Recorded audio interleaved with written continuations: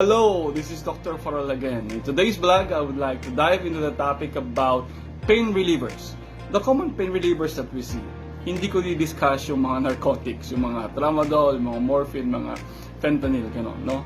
Here, we will learn about paracetamol, ibuprofen, naproxen, mefenamic acid, diclofenac, aspirin, and the COX-2 inhibitors like celecoxib. And we will learn yung mga properties ng mga gamot na ito na importante na dapat nating malaman. Lahat ng mga gamot na ito na nasa listahan ay mga pain relievers. Sa kanilang lahat, si paracetamol lang ang safe sa buntis, si paracetamol lang ang hindi nakaka-irritate sa tiyan. Lahat sila can cause kidney damage if abused. Lahat sila can reduce fever. Si paracetamol lang ang hindi blood thinner. Ibig sabihin, hindi niya ini-increase ang risk mo for bleeding o pagdurugo. Pero, sa kanilang lahat, si paracetamol lang ang walang anti-inflammatory property.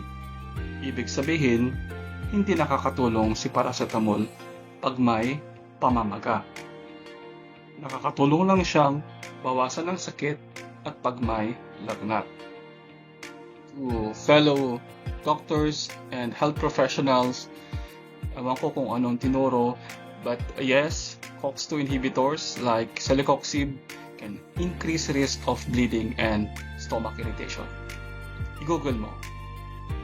Hindi na namin ginagamit ang aspirin sa lagnat kasi it can increase the risk of Reye's or Reese syndrome sa mga bata. Ang Reye's or Reese syndrome ay isang sakit that can cause swelling or pamamaga ng utak o kaya atay ng bata.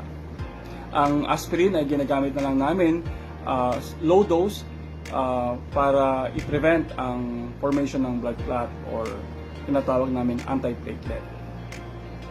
At dahil doon sa mga side effects na na-mention natin kanina, kagaya ng gastric or stomach irritation at increased risk of bleeding, mas gusto natin gamitin ang paracetamol para sa lagnat.